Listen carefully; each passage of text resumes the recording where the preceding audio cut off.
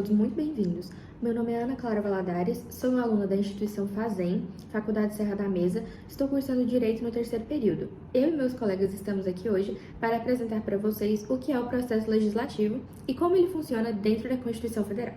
Para iniciar qualquer conteúdo, é necessário que você conceitue o que é. Então, o Poder Legislativo é um conjunto de atos realizados pelo Poder Legislativo com regras previamente fixadas para elaborar normas jurídicas. O processo legislativo pode ser compreendido de duas maneiras, sendo ela no mundo jurídico e no mundo sociológico. No mundo jurídico, a expressão legislativa ela é compreendida como um conjunto de atos para a constituição de leis e normas, como foi dito anteriormente. Já no mundo sociológico, o poder legislativo ele atende apenas à sua função de legislar. As ações do processo legislativo está prevista dentro do artigo 59 da Constituição Federal de 1988 e são listadas suas ações como emendas constitucionais, leis ordinárias, leis complementares, lei delegada, medida provisória, decreto legislativo e resolução. Logo mais serão explicadas pelos próximos colegas. E para complementar o conteúdo geral do processo legislativo, existem 4 finalidades principais dentro desse processo, sendo elas democratização da criação das leis, estabelecer regras claras para a criação dessas leis, evitar o abuso de poder e assegurar a conformidade junto com a Constituição. Olá, me chamo Ana Maria Fernandes, sou estudante do curso de Direito na Faculdade Serra da Mesa. Dando continuidade ao nosso trabalho, irei apresentar sobre as espécies normativas no processo legislativo. O processo legislativo pode ser entendido sobre 2 pontos de vista, jurídico e sociológico. O ponto de vista jurídico são as regras e fases que devem ser seguidas para a criação das leis. Já o sociológico considera os fatores reais que influenciam os legisladores. As principais espécies normativas são emenda à Constituição, lei complementar, lei ordinária, lei delegada, medida provisória, decreto legislativo e resolução. A emenda à Constituição serve para alterar o texto constitucional. Ela é feita através do poder constituinte derivado, seguindo as regras do artigo 60 da Constituição Federal. Depois que essa emenda ela é aprovada, ela passa a fazer parte da Constituição Federal. Irei explicar agora sobre as 3 leis, começando pela lei complementar. A lei complementar, ela trata de assuntos específicos previstos na Constituição. Ela precisa da aprovação da maioria absoluta para ser existente. Ela é um pouco mais rígida do que a lei ordinária. Agora explicando sobre as leis ordinárias, elas tratam de temas diversos e para aprovação precisa da votação da maioria simples, ou seja, um voto da metade mais um voto de um dos parlamentares presentes na sessão. Essas são as leis mais comuns do nosso dia a dia. Explicarei por último sobre a lei delegada, que é feita pelo presidente da República com autorização do Congresso. Ela tem força da lei ordinária e serve para agilizar temas importantes, porém não é tão utilizada atualmente. As medidas provisórias são criadas pelo presidente em casos de urgência. Elas valem até 60 dias e precisa da aprovação do Congresso para passar a ser uma lei definitiva. Os decretos legislativos são decisões feitas pelo Congresso sobre assuntos que somente eles podem tratar, como, por exemplo, tratados internacionais. E para colocar em execução, não precisa da aprovação do presidente. E para finalizar, a resolução é usada pelo Congresso para tratar de assuntos internos. Ela também não precisa da aprovação do presidente e não vira lei, mas dentro do legislativo ela tem um valor legal. Olá, eu me chamo Laura, estou no terceiro período do curso de Direito na FASEM e vou contar para vocês um pouco qual é o conceito, a função, o quórum de aprovação e a tramitação das leis ordinárias. Bom, as leis ordinárias são normas jurídicas editadas pelo Poder Legislativo que regulam matérias não reservadas às leis complementares, à Constituição ou a outras normas legislativas. Servem para disciplinar assuntos do cotidiano da administração pública e da sociedade, como, por exemplo, orçamento, educação, saúde, transporte, lazer, etc. Também tem hierarquia inferior à Constituição, mas igual entre si, sendo subordinadas também às leis complementares. O quórum de aprovação ela em sua maioria simples, ou seja, para sua aprovação, exige-se que a maioria simples dos parlamentares presentes na sessão, desde que haja quórum mínimo de instalação, ou seja, a maioria absoluta dos membros. Um exemplo disso seria: se 100 deputados estão presentes, basta o voto favorável de 51 deles para que a lei seja aprovada. A tramitação básica ocorre em 4 fases. A primeira fase ocorre a iniciativa, que pode ser de diversos legitimados, como, por exemplo, o presidente da República, parlamentares, comissões. No caso de iniciativa popular, dos próprios cidadãos. Na segunda fase, ocorre a análise nas comissões, que passa por comissões temáticas da Câmara ou do Senado que discutem e emitem seu parecer. Na terceira fase, ocorre a discussão e a votação, que é realizada em plenário da Câmara dos Deputados e depois no Senado ou vice-versa, dependendo da casa iniciadora. Na quarta fase, ocorre a sanção ou veto. Após a aprovação nas duas casas, o projeto vai ao presidente da República, que pode sancionar, tornando-se lei, ou vetá-la parcialmente ou totalmente, devolvendo ao Congresso para possível derrubada do veto. Oi, eu sou a Letícia, estudante de Direito, estou no 3º período na FASEM, Faculdade Serra da Mesa. E hoje eu vou falar com vocês um pouquinho sobre leis complementares. As leis complementares são normas previstas na Constituição Federal que complementam o texto constitucional, ou seja, entram para complementar ou regulamentar temas que a própria Constituição exigem mais detalhes. Elas não têm um poder maior que as leis ordinárias, mas são utilizadas em situações específicas, determinadas pela própria Constituição.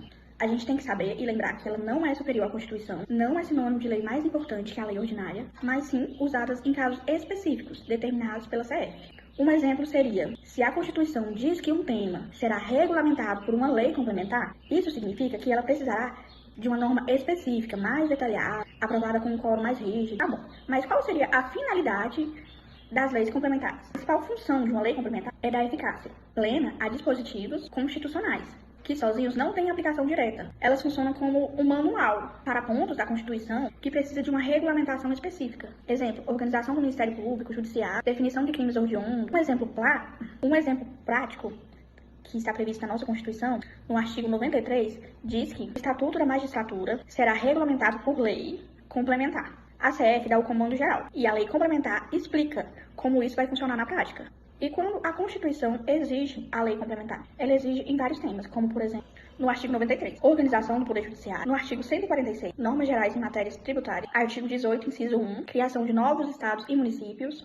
Mas para se ter uma lei ordinária, mas para que ela possa funcionar, ela precisa de um quórum de aprovação, ou seja, uma maioria absoluta, diferente da lei ordinária, que é aprovada com uma maioria simples. Já a lei complementar exige uma maioria absoluta, ou seja, mais da metade do total de membros da Casa Legislativa, e não apenas do presente. Exemplo, na Câmara, 513 deputados, maioria absoluta, 257 votos favoráveis. No Senado, maioria absoluta, 41 votos favoráveis. Esse quórum mais rígido garante maior consenso político na hora de aprovar uma lei complementar, mas não significa que ela está acima da lei ordinária. Uma conclusão para vocês entenderem melhor sobre leis complementares: elas são essenciais para garantir o funcionamento de vários pontos da Constituição. Elas só podem ser criadas quando a Constituição exige expressamente. Precisam da maioria para serem aprovadas, o que exige mais votos que uma lei ordinária. Embora tenham procedimentos diferentes, não estão acima da lei ordinária.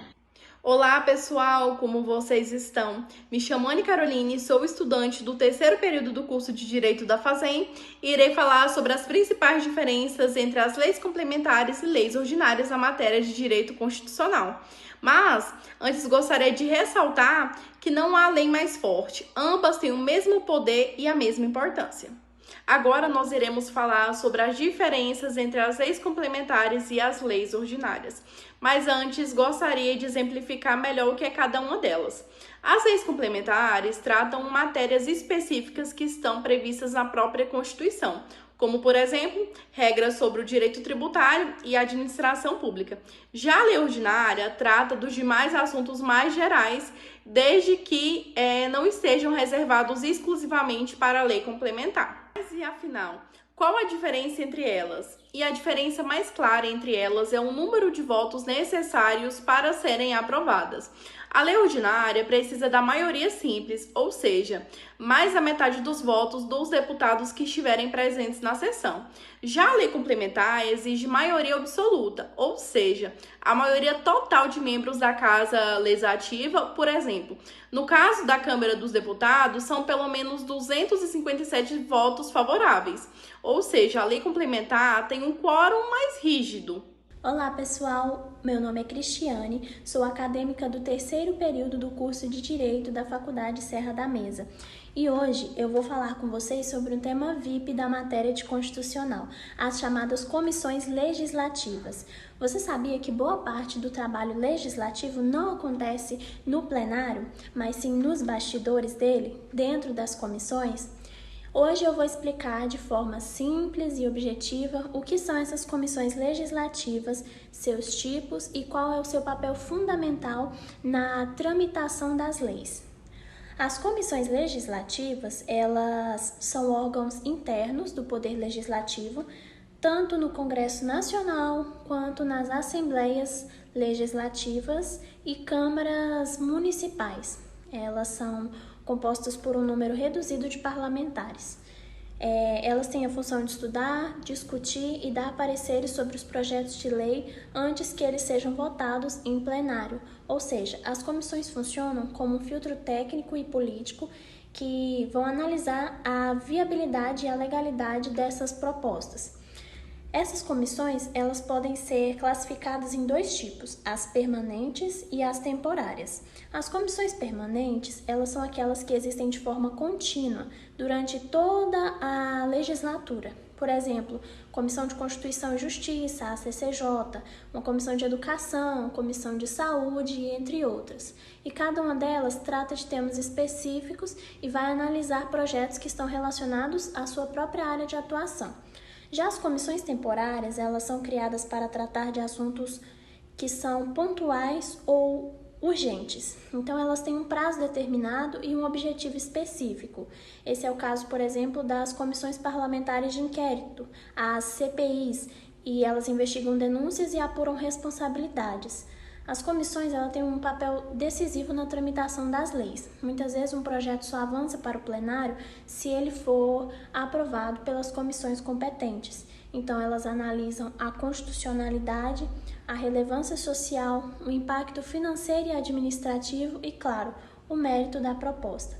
Em alguns casos, quando o projeto é de pouca complexidade ou consenso, a comissão ela pode até decidir de forma terminativa, sem precisar passar, pelo plenário. E isso ele agiliza bastante o processo legislativo. Então, agora que você já sabe como funcionam todas essas comissões legislativas, elas são fundamentais para garantir que os projetos de lei eles sejam bem analisados antes de virarem uma norma. Oi, eu sou a Anne e agora eu vou explicar de forma simples e direta como funciona a apreciação nas comissões dentro do processo legislativo. Esse é um tema super útil para entender como os projetos de lei tramitam no Congresso. Vamos lá? Quando a gente fala em apreciação nas comissões, do que a gente está falando? É da análise que as comissões permanentes fazem sobre os projetos de lei. Na prática é assim. Em vez do projeto direto para o plenário, ele pode ser analisado primeiro ou até exclusivamente pelas comissões da Câmara ou do Senado. Isso é permitido pela Constituição, conforme o artigo 58, parágrafo 2º, inciso 1º. E é o que a gente chama de tramitação conclusiva nas comissões. Ou seja, se o projeto for simples, que não interfere em direitos fundamentais, ele pode ser discutido, votado e finalizado ali mesmo, sem precisar passar pelo plenário. Vou te dar um exemplo disso. Criar uma data comemorativa ou mudar o nome de uma rua. É uma coisa leve que pode ser resolvida só na comissão. Agora, se for um tema mais pesado, por exemplo, mudança da Constituição, reforma tributária ou que envolva direitos fundamentais, aí sim tem que ir para o plenário. Vamos recapitular? Projeto simples pode acabar na própria comissão. Projeto relevante e polêmico vai para o plenário. Essa etapa da apreciação é importante porque ajuda a dar mais agilidade para o processo. mas sem deixar de lado os debates quando eles são necessários. Você sabia que o Brasil adota o bicameralismo no âmbito do Poder Legislativo Federal? O bicameralismo é o modelo de organização do parlamento dividido em duas casas. No caso brasileiro, a Câmara dos Deputados e o Senado Federal. Essa estrutura visa equilibrar a representação do povo e dos estados na formulação das leis no controle dos atos do Poder Executivo. A Câmara dos Deputados representa o povo e seus membros são eleitos pelo sistema proporcional de acordo com a população de cada estado. Por isso, estados mais populosos elegem mais deputados. A Câmara tem um papel central na elaboração das leis, na fiscalização do governo e na autorização de processos contra o presidente da República. Já o Senado Federal representa os estados e o Distrito Federal com 3 senadores por unidade da federação eleitos pelo sistema majoritário. Sua função é dar equilíbrio federativo, garantindo que dos entes da União têm o mesmo peso na Casa Revisora. O Senado julga, por exemplo, o presidente da República nos crimes de responsabilidade, além de aprovar autoridades indicadas pelo Executivo. Esse sistema bicameral assegura freios e contrapesos, maior reflexão nas decisões legislativas e defesa da federação como princípio estrutural do Estado brasileiro. Em resumo, entendemos que o bicameralismo fortalece a democracia ao unir a representatividade popular e o equilíbrio federativo no processo legislativo. Olá, meu nome é Adriel Henrique. Hoje vamos falar sobre o bicameralismo puro e mitigado. O bicameralismo é uma forma organizada do poder legislativo dividido em 2 casas, a Câmara dos Deputados e o Senado Federal. No Brasil, adota-se o sistema bicameralismo assimétrico, ou seja, com variação, conforme o tipo de norma legislativa em questão. Quando tratamos das emendas à Constituição, temos a chamada bicameralismo puro. Nesse modelo, as 2 casas, Câmara e o Senado, exercem igual poder deliberativo. Ambas analisam o texto com o mesmo grau de competência, podendo aprovar, rejeitar ou alterar a proposta. A aprovação exige um voto favorável de 3/5 dos membros da casa. Em 2 turnos de votação, aqui não há hierarquia entre as casas. Uma atua como iniciadora e a outra como revisora, com a possibilidade do retorno do texto à casa de origem, em caso de alteração. Por outro lado, nas leis ordinárias complementares, adota-se o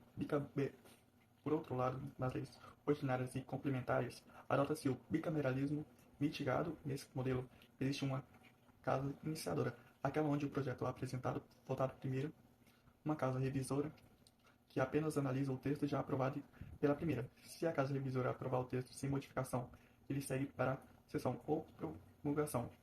No entanto, se houver alteração, o projeto retorna à casa iniciadora, que decide sobre a modificação. Assim, o bicameralismo brasileiro combina o elemento de simetria e assimetria legislativa, variando conforme a natureza da norma, e essa estrutura busca equilibrar a representação popular exercida pela Câmara e a representação federativa, desempenhada pelo Senado. Olá, meu nome é Leandro, eu sou o terceiro período de Direito da Fazenda e vou falar um pouco sobre a iniciativa popular no processo legislativo. Bom, você sabia que qualquer cidade pode propor uma lei no Brasil? Isso acontece por meio da iniciativa popular, uma forma de participação direta no processo legislativo, ou seja, o povo pode propor leis sem depender de deputados ou de senadores. Mas claro que existem alguns requisitos para isso. O processo precisa ter o apoio de 1% do eleitorado nacional. Além disso, essas assinaturas precisam de pelo menos 5 estados diferentes, com no mínimo 0,3 dos eleitores de cada um deles. Na prática, é preciso mobilizar muita gente em várias regiões do país. É difícil? Sim, mas é possível. E quando dá certo, o impacto é enorme. O último exemplo disso é a Lei da Ficha Limpa. Ela começou como iniciativa popular e com o apoio de mais de 1.600.000 brasileiros, o projeto foi levado ao Congresso e se tornou lei em 2010. Hoje ela impede que políticos condenados por crimes graves se candidatem. Uma vitória na mobilização popular. A iniciativa popular mostra que a democracia não é só sobre votar, é sobre participar, com organização, união e coragem. O povo tem voz, e pode sim mudar as leis. E assim concluímos o nosso vídeo sobre o processo legislativo, uma matéria muito extensa, mas que pode ser compreendida da melhor maneira caso você estude ou caso você procure um método mais fácil de compreensão. Espero que todos tenham gostado e agradeço muito a atenção de cada um.